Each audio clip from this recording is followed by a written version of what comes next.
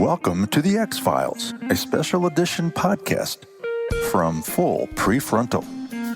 We love stories because they take us to the secret hidden places where we store the essence of real living.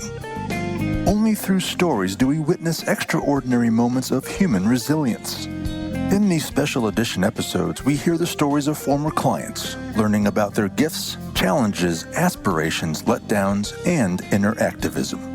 The clients presented in the ExFiles have helped Sucheta become a better listener, observer, problem solver, and above all, a caring clinician. She hopes these stories will melt your heart and help you see executive function in a new light. And now, here is our host, Sucheta Kamath.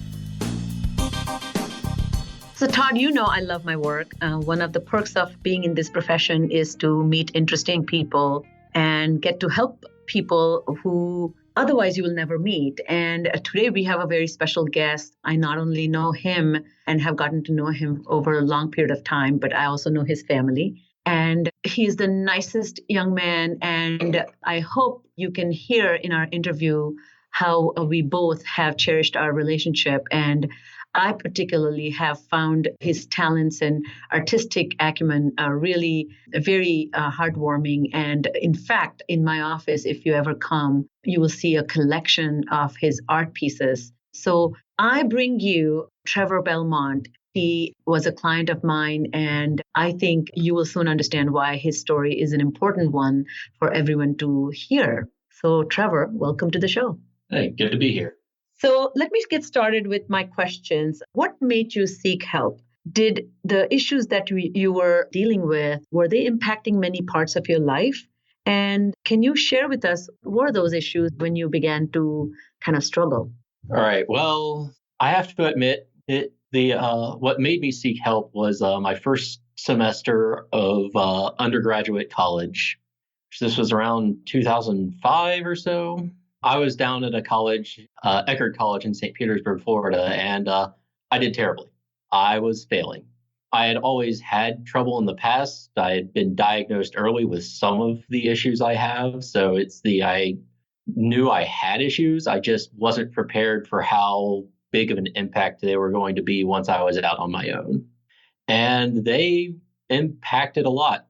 I mean, work-related, did things like turning in assignments, remembering to get to class, but also just, interacting with people. I was not the most social person. Trevor, when you went to Eckerd, you must have gone with great hope and anticipation of freedom and autonomy. And there was a great sense of excitement when you arrived on campus. Were these kind of concerns that eventually ended your Eckerd's career, so to speak, were they on top of your mind at that time?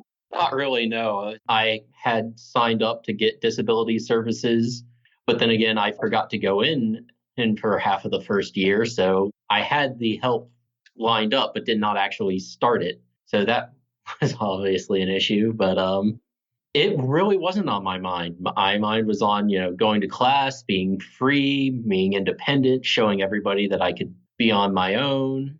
And why particularly did you choose Eckerd College? At the time, I was very interested in marine biology. I still am to an extent, but I've actually switched focus first to general biology and now to teaching biology as what I want to do with my life. But Eckerd College has a very good marine biology program, and that was what I was interested in. One of the best in the country. I'm pretty sure, at least it was at the time I was going there. Let's backtrack a little bit. How young were you when you first got diagnosed with the learning disabilities? And when did these learning problems begin to interfere with your academic performance? It was actually the fact that they were interfering with my academic performance that started bringing them into focus. The first thing I was diagnosed with was attention deficit disorder, which I think is now called ADHD, inattentive type. That was in third grade. And the reason why my teachers asked my parents to get me tested was because during in-class assignments, I would literally just stop whatever I was doing, grab a book off the shelf, and start reading. Got it. So obviously there was some sort of disconnect there. And what was the teacher's complaint about it? It was actually just that great kid, obviously learning and whatnot, but not focusing properly on the task that he was supposed to be focusing on. And not doing what he's supposed to do in the class, cooperate and engage in activities, right? So you're not kind of disrupting the class in any ways. But this wasn't really during cooperative work. This was when, everybody was doing silent work at their desks. So I probably was a little bit disruptive, but I was generally sat near the bookshelves anyways. So, So how did that diagnosis lead to you getting help at that time? At the time, they set me up with a psychiatrist. I can't remember if the psychiatrist, if they just had me on drugs at first or if they actually had psychiatric meetings that early. But the first psychiatrist I remember is Dr. Elaine Mateo, who helped me pretty much through when I started undergrad and had to get a new psychiatrist just once after I came back home from undergrad, but that's a whole nother story. And she was the one that diagnosed me with ADHD. She was the first person to mention Asperger's, although she never actually officially diagnosed me with it.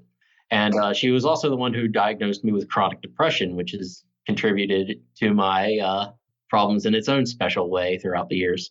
So is chronic diagnosis, I'm going to come back to that a little bit later, but let's focus a little bit longer on ADHD. So let's say you not staying on task was a very kind of a telling sign when you were younger, but then you received some help, which is medication, I suppose, right? Because you didn't come to me when you were in third grade. Nope. So what kind of... I kind of wish I did.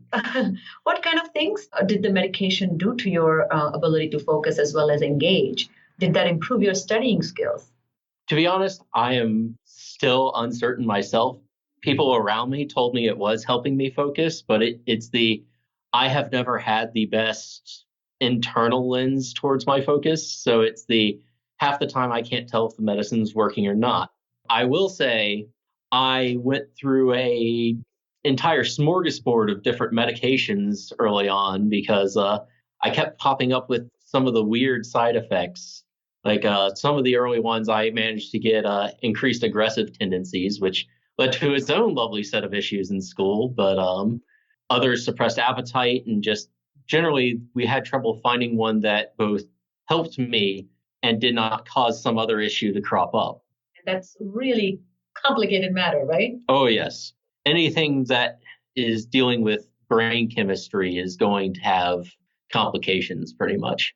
So meanwhile, your learning did not stop, so that means you continued your schooling. But tell me a little bit about your actual learning abilities, like listening to the class lecture, for example, or taking notes, or doing assignments at home on your own, or completing homework, or working on projects. And I'm talking more middle school and high school. Yeah. How was that? As I got older, the attention issues, especially things like completing assignments on time, started to become more of a problem, especially once long-term projects got in there. I did have some help over the years. Richard Kaplan was somebody that my parents actually took me to see to help with just organization and writing. And he helped me for a number of years, but it was always things sort of treating the surface symptoms, not the underlying causes. But by the time I got to high school, I was functional, but not really on top. And I definitely needed oversight still. Got it. And how did this oversight, once you became a teenager, how did this oversight feel to you? It was disappointing, I think, is the main term I would come to. I felt like I shouldn't need to have this. And I did not really lash out myself that much during my early teenage years. But I definitely was moody, I think would be the best term. I didn't really like that I had to have help, and I would occasionally verbally lash out, but that was generally as far as it went. So by the time I saw you, you were quite resistant and difficult. I don't mean as a person, but I think your relationship to your own difficulties had come to head. And what kind of led in that direction, you think? I think part of it was finally getting on my own off at college and then failing like I did. It dredged up a lot of the negative emotions, including ones that I had sort of suppressed because, I realized I had issues. I realized that, I needed help, but I started to resent the fact that I needed help, and I started to resent the fact that I was getting help because I have long been a very prideful person, but it was difficult to admit that I could not solve things on my own, and and still when the first time I visited you, it wasn't even my idea, it was my parents' idea, and I was a jerk. I'm not going to sugarcoat that. I was angry and lashing out at everything. Yeah, you were very difficult.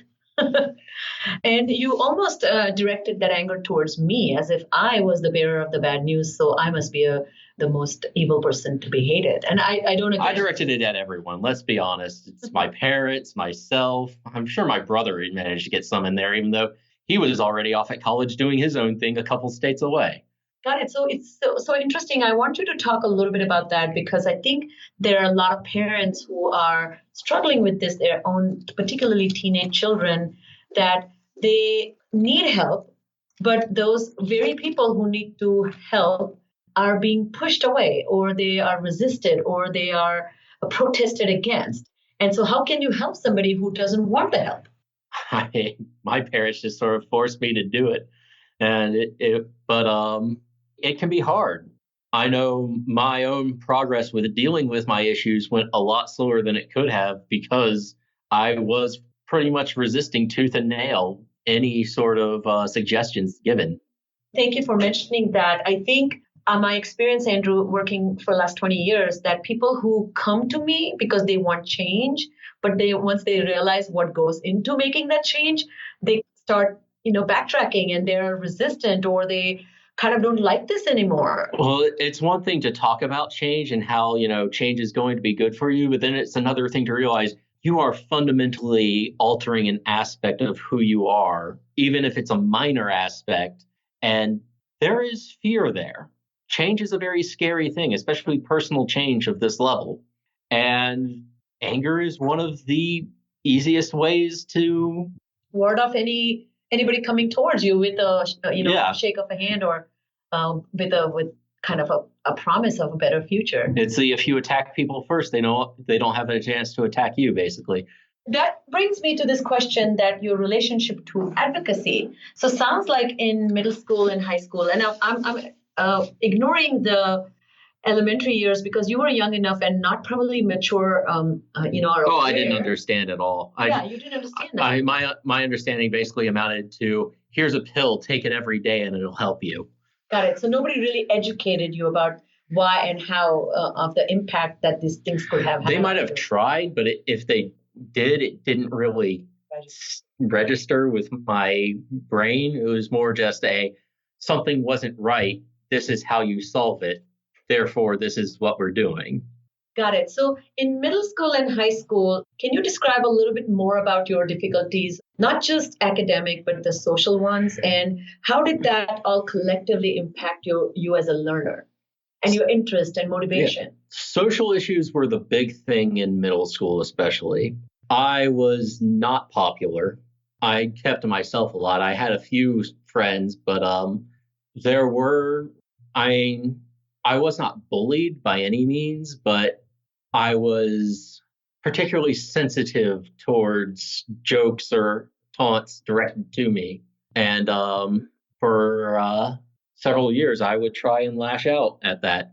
That was in no small part exacerbated by the medication I was on at the time, which was the one that ended up causing the anger issues. But there was actually a point where I was called in to talk with the principal about things. And luckily, they were very understanding about the fact that, I wasn't starting things necessarily. I was just the first person getting physical. So you were very reactionary. Oh, yeah. And you were not responding, but you're reacting. And that always it's never a good news. It is not. It's the. How did you get in trouble with that? Because people don't really tend to notice when kids are taunting other kids verbally, but when one of the other kids starts trying to attack another kid, and it's the anger issues were definitely a problem. And it's the one incident in particular that I remember was in a classroom. I want to say this was 7th grade. I was doing something with my notebook. I don't even remember what anymore. And one of the other kids in class came up behind me, and I don't even remember what he said. I don't remember what it was, if I was already primed or anything. I just remember one minute I am, doodling on my notebook or something. And the next minute I am seeing nothing but red, and I have my hands around this kid's throat. Really? Oh, yeah. And I was not even conscious of the change until after it had happened. That was a little bit frightening, to be honest. It's the fact that I could react that quickly and without even knowing I was reacting. So you kind of were choking him? Oh, there was no kind of about it. I had my kid. I was literally choking the kid. When did you come to your senses, or what happened? Were you taken to the principals? And it was shortly after that the whole discussion with the principal happened, and I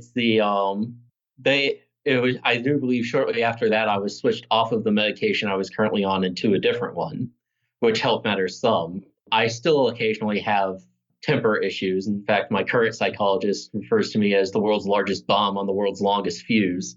I like that. I don't like that for you, but it's a very good description, and it takes a lot to set me off these days, but it's not the prettiest when it does happen. I think what's interesting about this is that this is a wonderful thing for the listeners to kind of take away, that there is a way to really extend that fuse on a bomb that we know exists. Oh yeah, and that's the therapy that can do that. Yeah, right. Therapy definitely helped with that. Dr. Mateo did help me through those years quite a bit. And do I still occasionally have anger problems? Yes, I probably will till the day I die.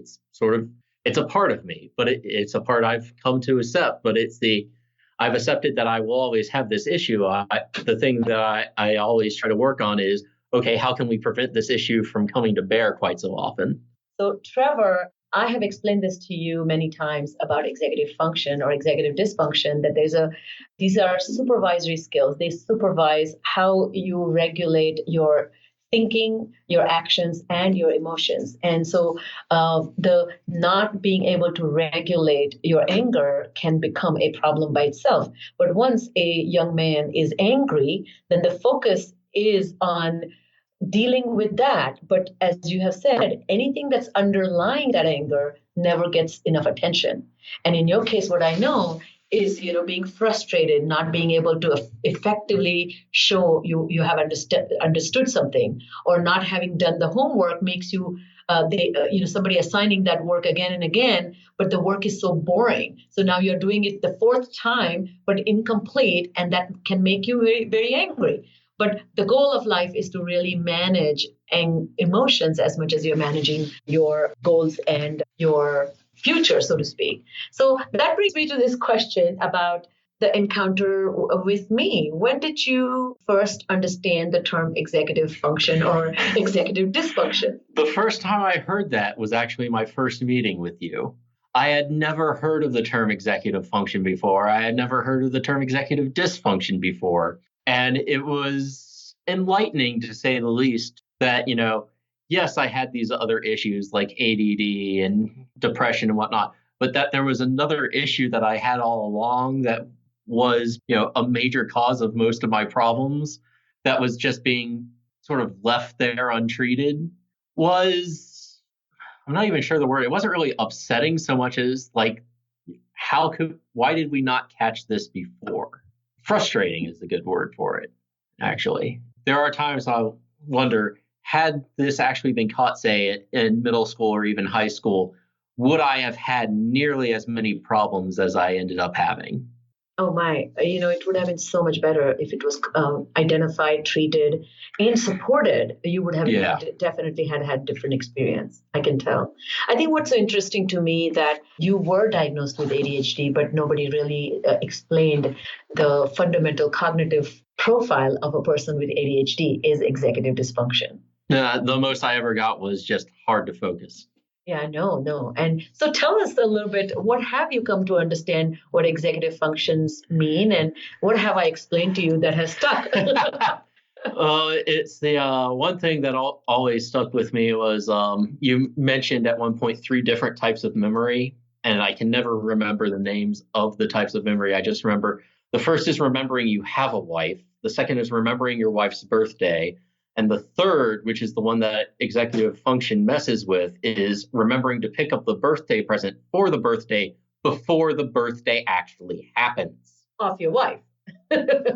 So remembering you have a wife and remembering she has a specific day as her birthday is not a problem, but remember that day is today. Yeah. Certainly executive function. It's the time is, everybody talks about how nebulous time is. And it's half the time I want to say, no, most of you have no idea how nebulous time is, because for you, it's an abstract concept. For me, it is non-existent. Like the past exists, present exists. The future is just a nebulous cloud that I cannot comprehend. And I think this is hopefully really where our work has focused on and has given you some relief, because a lot of work that we talk about is goal-orientedness. How do I think about my future me, right? Can you tell us a little bit about that? One of the things that has really helped me is the idea of using a calendar, especially the calendar on smartphones these days, which God bless those, and setting alarms and appointments in the phone to give me reminders close to both when it's due and also, like, for instance, with a long-term project, splitting it up into chunks and then setting alarms, we'll be working on this by this point. So listeners, don't be fooled by his clarity and very, very succinct way of describing this strategy. Do you mind telling us what it has taken to get you to think about those things? You were so resistant to using any tools.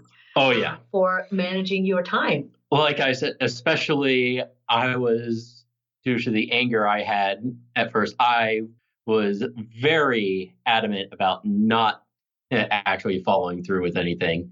It's you gave me planners that I rarely used. You tried to get me to set alarms and things, and I wouldn't do it. It took me a long while to get over myself, really, and actually start using the tools that you were offering. And do you have a better understanding of that you that is so resistant, and that I see it as a lack of insight and lack of deep knowledge of executive function, but also the very skills that go into seeing yourself from a third person's point of view is impaired, or is it problematic for those with executive function problems? Yeah. It also doesn't help that for a long time, and even now, if you tell me to do something, explain why it's going to help. And for a lot of that, it's like, you could explain it, but I wouldn't understand the explanation because I wouldn't understand the explanation. The foundation of the explanation. Like, I could not actually comprehend what the explanation was. So it's like, yes, you could explain it, but that explanation isn't going to do anything for me. And it's just going to make me even more frustrated. And, once again, start refusing to do it because I haven't had it properly explained to me yet. So one thing that I'm going to kind of talk about, that one of the therapy goals has been conceptualizing goals, immediate goals, intermediate goals, and future goals. And one concept that I have talked to you about, which is higher goal trumps lower goal. And for example, if you are sitting and working on a project and you see that your cat just came into the room and you want the cat to go out, and then you take the cat out, and then you realize that, maybe she is hungry, so that you suddenly decide to check whether there's enough food. So now what you're doing is this cat, the goal was to really get the cat out so that you can pursue the higher goal, which is completing the studying. Now the lower goal is what you begin to pursue. Yeah. And that used to happen a lot with you. And so we have worked a lot with that. Can you explain what the process has been and how do you use this process? That's a good question. I'm not even sure if I even really understand the process so much as just started doing it instinctively. But it's a lot of it is just every so often when I'm doing something, especially if something else comes along, stop, just stop, think, which of these is more important, and try and keep going on the one that is more important. Does it always work? No. Sometimes it's that little thing that in the back of your mind that keeps nagging you, and you have to actually stop what you're doing, do whatever the little thing was, just so that it's no longer there or distracting you. And But so would you describe yourself as less distracted person? not really less distracted, but less prone to actually give in to the distractions. That's a great way to describe that change. Because it's not that I'm necessarily harder to distract anymore. It's more that I can actually comprehend, okay, this is going on, but it's a distraction. I need to keep my focus turned this way. So tell me a little bit about the work that you and I have done with social skills. I don't think you yourself realized how many challenges you had in that area. Do you feel you have a better understanding of your social skills problems? Definitely. I will say I probably didn't really comprehend how much of an issue I had with social skills. It's the part of that is I am somewhat introverted and only really want or need a small group of friends in the first place. I'm not the sort of person to really be outgoing. And it's like I will go to, say, Dragon Con or other conventions of that type, but I have fun in spite of the crowds, not because of the crowds. Part of that is that I have always had difficulty reading emotions on people, whether that's verbally or non-verbally. Tone of voice was something that I took as most of my cue for what somebody was feeling. And even then, it's like there are people who will have the same tone of voice for two different feelings. So it's like, okay, are you angry or are you just tired right now? Got it. So you just didn't have a range, a way to detect the range or language to describe it or capture that. Yeah, it's nonverbal language especially just didn't really register that much. A bit of facial expression, because I mean, that is the most obvious nonverbal language. But can you tell the listeners what kind of work we did that really has focused on developing and polishing these social skills abilities? And if you can't recall all of them, I can help as well. Honestly, the thing I recall the most was the group therapies that we did, and just meeting with people in a less formal setting. Like we had several lunches together, and so I went on that one dinner date with a lovely young lady. Got it. And then we also have gone to movies. We have done outings or holiday get-togethers. Part of my job, or rather the way I conceptualize the real work, happens where the real need is. And when you are in the social context, it is really helpful for me to see what you do or what you fail to do or what you're not doing enough. You have seen Sucheta follow you with a video camera. And you remember one time you were in a Thai restaurant and I video recorded because another group member was really out of line. Oh, yeah. You remember that? Do not remember the young man's name and would not say it on air anyways. But he was a lot like I was when I started out. His issues were very different than mine, I recall, but he was very antagonistic and abrasive are the best two words. And that was me when I started out. I was very much, I would turtle into my own little shell and nobody else could get in here and do anything. But he had a breakdown there in the restaurant and it was not pretty. That was really strange. Yeah. Well, I and one of the others tried to actually diffuse the situation, and he was too far gone at that point. Its attempts to calm down just ended up making things explode that much harder. What was interesting is you now, Trevor, have become the champion in a social situation where you become the hostage negotiator, so to speak. And you are the one who is most pragmatic and trying to show perspective to each side. It's quite the sight, I must say. It's definitely, I'm honestly amazed that sometimes that I've gotten to this point, but it's part of it ties into why I want to be a teacher is that, I have a decent gift for actually helping people. And I like exercising it. And I had been in this young man's place before, but not even really ideas so much as emotions were going through his head at that point. So it's I understood, where he was coming from, why he felt so frustrated. I had to actually stop and calm myself down after a few instances of abrasiveness. Another example comes to my mind is we have done a lot of work on taking perspectives of others as a specific skill, as an executive function, which is mental flexibility, also emotional control, also kind of seeing a shared goal. What my goal is not more important than other people's goals, but how can I promote other people achieve their goals while I'm achieving mine? And we have done a lot of work in that area about planning a gift or thinking a little bit ahead or having a perspective how to support your friends when they're going through hardship. And you have done incredible progress. Do you want to share with people in what ways all these skills that you have developed is helping you with your life? Well, it's helping me empathize with people more, which always helps in the whole, friends category. But one of my friends went through a recent hardship, and he's doing okay, but he lost a family pet, and I've been there. Several of our other friends have been there. I'm pretty sure he's been there before. It's never easy, and this one in particular sort of came out of nowhere and blindside. Well, not nowhere. They knew who the animal was getting fairly poor in health, but he was concentrating on other things and thought it was still a ways off, and learning that it was happening that quickly blindsided him. And you were there for him. I tried to be. Whether I was successful or not, I can't really say entirely, but I tried to be there for him just as he would have been there for me in a similar situation.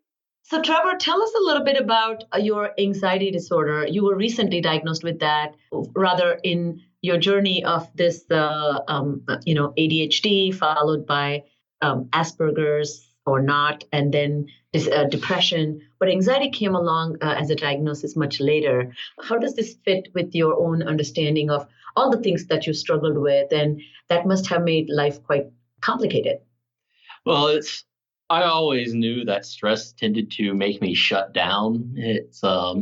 I never really thrived on stress the way other people were. My mother especially tends to work harder under stress just because she claims it's because she shuts down as well from stress, and that motivates her to work better so that she doesn't shut down. I have never seen it, so I can't really comment on that. But when I most recently got officially retested so that I could get disability services in graduate school, the study came back that not only did I have, depression, ADHD, and nobody has ever actually said outright that I have Asperger's, just I show signs of Asperger's. So I'm not sure, do I have it or do I just have signs that I might have it? But that was there. And it also it's not just stress. I apparently do actually have full-blown anxiety, which, makes some sense because when things get bad, I shut down. It's do not pass go, do not collect $200. I am in the fetal position in the corner, rocking back and forth, wondering what went wrong. And that you are learning to manage that as well in all this. So it's really been quite the journey, I must say. And what's so impressive, and it's such a joy to work with you, Trevor, because what's so impressive and heartwarming for me is you're a very talented young man and you have so many gifts. You're a kind person. You're incredibly creative, brilliant when it comes to explaining science and biology, and your passion. I'm just can't wait when it gets rightfully channeled. And you are truly a great mentor and a kind, supportive human being. So I really see you as an educator supporting all these children who are probably showing signs like that you did at that age. And I can see you handling them with great compassion and care. And I'm extremely optimistic about that working out for you. What do you think? I certainly hope it works out for me. I think the one thing I can tell people is never give up hope. It's that and don't let pride get in your way, because that's definitely been one of my biggest issues. So relent on the pride, reach out to people, get the help you need. Acknowledge that there is a problem, but remember that problems can be fixed. I love There's that. no problem that really can't be fixed, and never give up hope that you will get there. I almost casually mentioned that I have chronic depression. That's actually more serious than I really have been talking about. That's a whole nother conversation. But one thing that has always kept me going is that things can get better. No matter how bleak it seems, no matter how down you get, things can get better if you let them and if you work for it. So as we come towards the end of our discussion, tell me a little bit about Sucheta-isms or any funny stories that you remember about our work or anything that's very peculiar. Like she has an unusual way of doing things.